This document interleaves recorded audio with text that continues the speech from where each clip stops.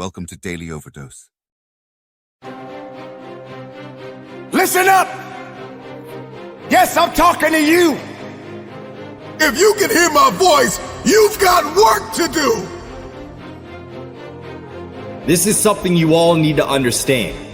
If you want to be the best in whatever you do, you got to start acting different than everybody else. You don't have to compare yourself to anyone because you have the ability to create the life you want. You've been put in a position where you ultimately doubted yourself. You started to believe you don't belong here. You're not that good. You don't fit the criteria of what the rest of the world is looking for. I didn't want to be like everybody else. I wanted to be the fucking best at everything I did. Do you realize how difficult it is to be different? Winning requires discipline. Commit to making things happen. You've got a destiny to fulfill. You've got a purpose to walk into. You've got dots to connect. I want to be remembered forever. And in order for that to happen, I realized I needed to fucking act like it. So don't just talk about what you want to happen. Be an action taker and recognize that you don't have to be jealous of anyone. We all want to do something. We all want to be somebody. We all want to go somewhere. You can't be doing the same shit that everybody else is doing if you want to be the best. You achieve your goals only when you are disciplined enough to keep showing up when you don't feel like it. The best of everything comes with a fucking price. Success stories have a humble beginning. I know what that pain feels like. Can't stop what you didn't create. You can hate it, but you can't dominate it because it belongs to me. Your ideas belongs to you. So many people dream big dreams, but they never take any action. So listen to me carefully. If you don't believe in yourself, you've already lost the battle. Not believing in yourself is a losing battle because either you won't try at all or you will convince yourself that you can't do it. And when you convince yourself that you can't do it, your results are going to confirm what you believe. You fall short of your goals when you predict that you're not going to hit them. And sometimes you're too focused on probability. You're asking yourself, well, what's the likelihood of this happening? Versus focusing on the possibility. Asking yourself, how would my life change if I accomplish this? Ask yourself that question. And don't wait on approval from anyone outside of you. And don't feel bad because you feel like no one is cheering for you. No, you've got to decide that you are your biggest fan. You've got to decide that you're going to finish what you started if you don't have one person supporting you. If nobody acknowledges you, acknowledge yourself. If nobody supports you, support yourself. This is the thing. If you keep showing up, if you keep going hard, if you stay consistent through your valley moments, your results will turn those who ignored you into fans. It's not that you don't want everything that comes with the path that leads to your true potential, but you are too hung up on blaming the past and the present. You are too hung up on blaming your mom for how she treated you when you were younger. You are too hung up on blaming your teachers for how they spoke to you. You're too hung up on the shitty thing that happened to you years ago. I'm not trying to discredit your pain, but you gotta let that shit go. And because of that, you aren't able to appreciate the strength and power you have today. You aren't able to step into that power because you are choosing to justify excuses every single time you open your fucking eyes. It's time to take responsibility. Understand that you are in control of how you feel every day, what you do every day, how you act every day. So don't get it twisted.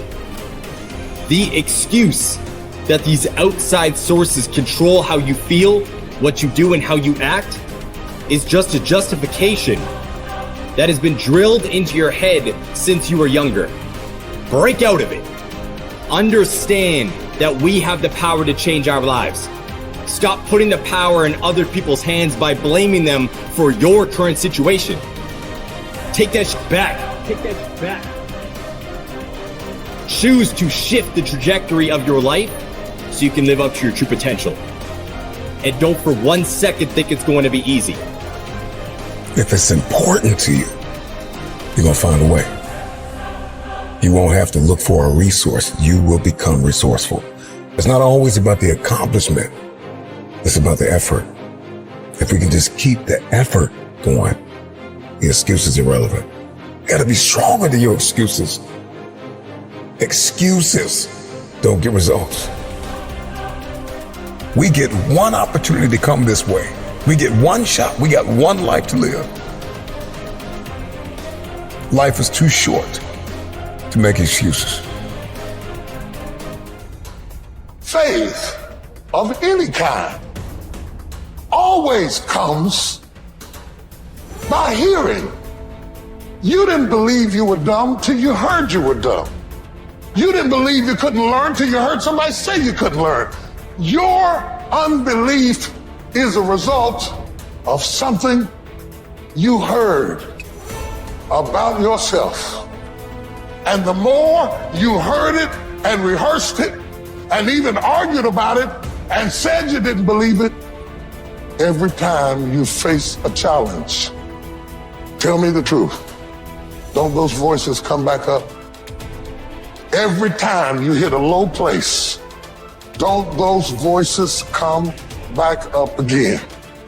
And you will never completely be healed or whole until you change the voice inside of your own head. And nobody can do this but you. You've got to make some conscious effort to begin to work to develop you. Start listening to tapes on a daily basis to begin to recondition your mind, to retrain your thinking. Listen to things that can empower you, that can enable you to create a new reality for yourself and a new life for yourself. You might appear to be strange around most people. Don't expect it to make sense to anybody why you've got to do this, why you have got to go. Why? I don't understand. You don't have to. I'm going for me. This is something I have got to do. How would an abundant person think?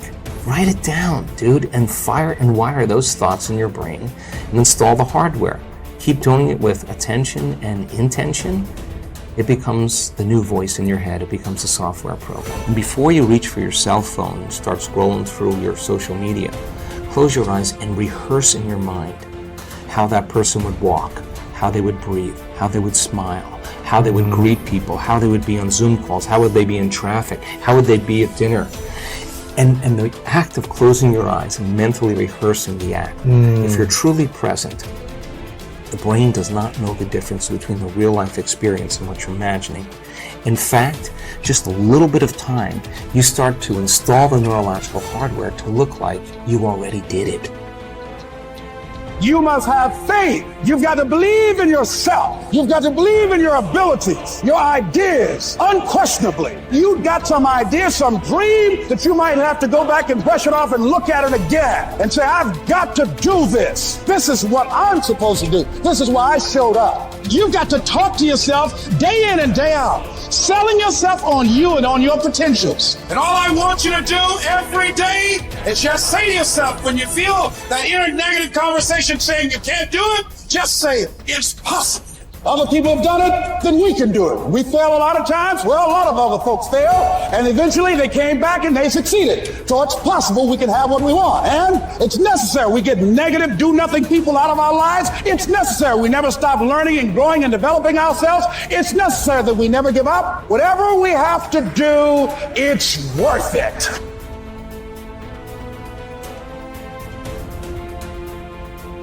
You have power over your mind, not outside events. Realize this and you will find strength. When you arise in the morning, think of what a privilege it is to be alive, to think, to enjoy, to love.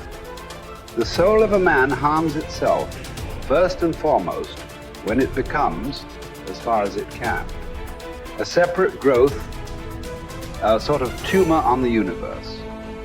Because to resent anything that happens is to separate oneself in revolt from nature, which holds in collective embrace the particular natures of all other things. Yes, keep on degrading yourself, soul. But soon your chance at dignity will be gone. Everyone gets one life. Yours is almost used up, and instead of treating yourself with respect, you have entrusted your own happiness to the souls of others. Everything of the body is a river. Everything of the soul is dream and vapor. Life is war and the abode of a stranger. The only fame after death is oblivion. Forget everything else. Keep hold of this alone and remember it. Each of us lives only now, this brief instant. The rest has been lived already or is impossible to see. The span we live is small.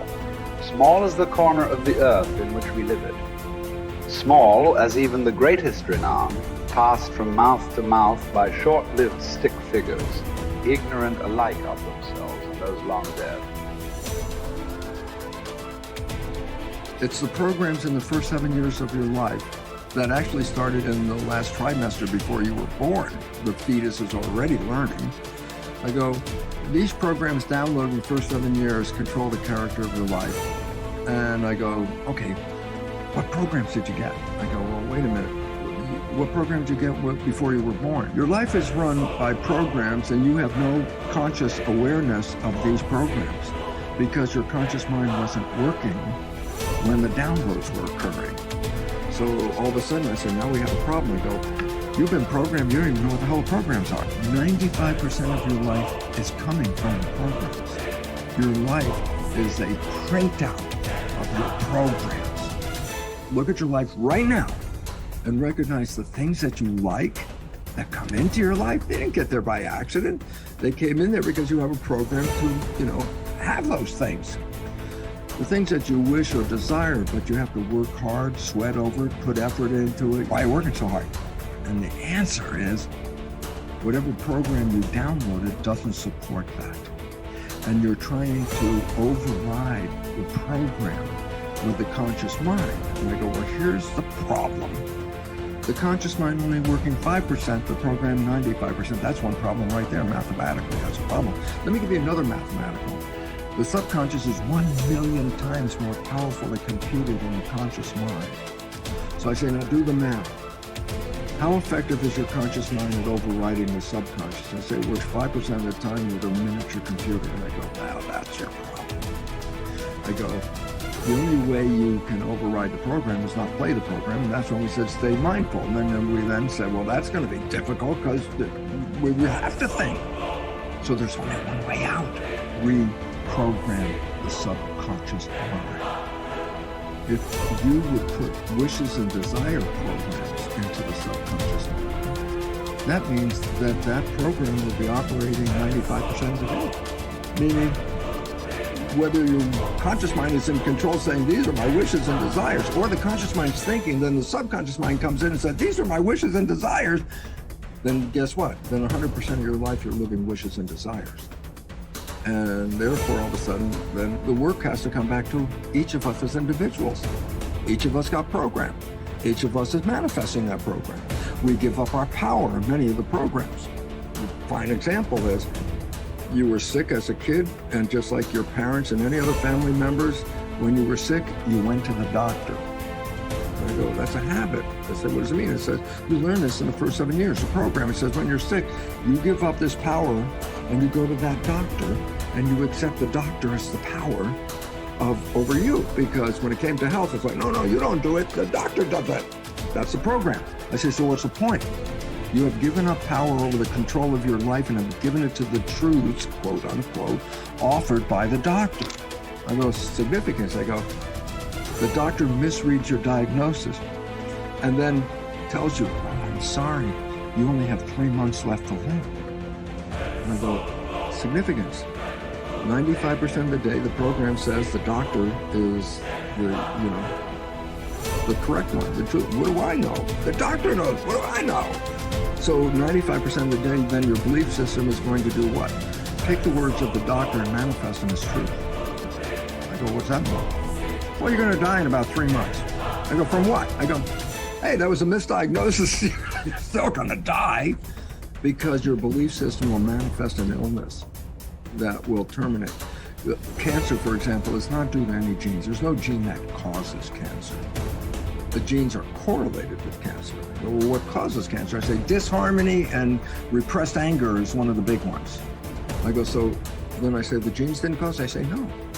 So I say, then what caused it? I say, my consciousness. I say, what? Repressed anger? I go, so what? I say, well, change consciousness, and guess what? You can go into remission. The cancer will go away as soon as you change the consciousness. And all of a sudden, it's like, I thought I was a victim of the genes. I said, that's a program. And that is totally incorrect.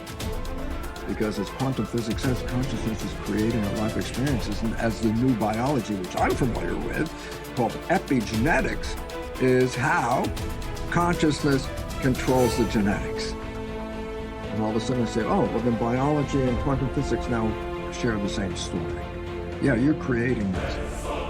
And then the idea is that if you look at the creation and you're not happy with it, don't go out and blame the creation, because you never saw that you were participating in a way invisible to you that led to this expression. If you want to change it, you have to change you, and then the environment will change.